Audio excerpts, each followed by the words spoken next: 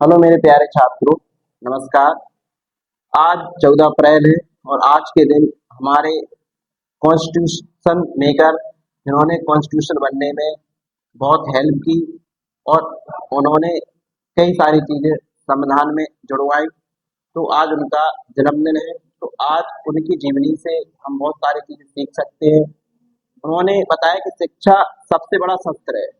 Doctor Bhimrao Ambedkar का मानना था शिक्षा वो चाबी है जो हर उन्नति के दरवाजे खोलती है। और उन्होंने ऐसे समय में पढ़ाई की है जब उन्हें बाहर बैठकर पढ़ना पड़ता था, मजबूर होना पड़ता था, लेकिन उन्होंने उस अपमान को अपनी ताकत बनाई। तो इससे हमें सीख मिलती है कि आपके पास आज हर तरीके की सुख सुविधा है। पढ़ाई सिर्फ नौकरी के लिए नहीं की जाती बल्कि समझदार बनने के लिए की जाती है। और उनका कभी वो हार ना मानने का जज्बा भी था। तो बाबा साहब सिर्फ भारत में ही नहीं बल्कि दुनिया में बेहतरीन यूनिवर्सिटी जैसे कोलंबिया यूनिवर्सिटी से उन्होंने कॉमर्स की पढ़ाई की है।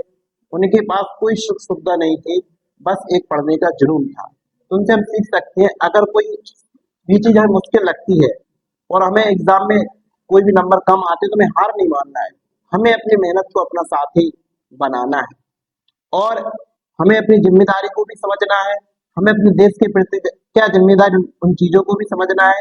तो उन्होंने अपनी जिम्मेदारी को समझा। तो उन्होंने समाज में हर तबके को बराबरी का हिस्सा दिलाने के लिए उन्होंने संविधान में बहुत सारी चीजें जुड़वाई। ठीक है।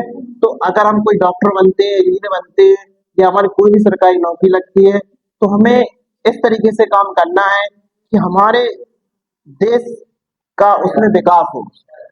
तो हमें अपने लिए ही काम नहीं बल्कि हमें देश के विकास के बारे में सीखना है। तो उन्होंने ये भी बताया था कि अगर हम शिक्षित रहेंगे, संगठित भी रहेंगे, तो हमारा कोई कुछ नहीं कर सकता। तो हमें संगठित रहना है और पढ़ाई हमें इसलिए नहीं करनी कि हमें नौकरी पानी है।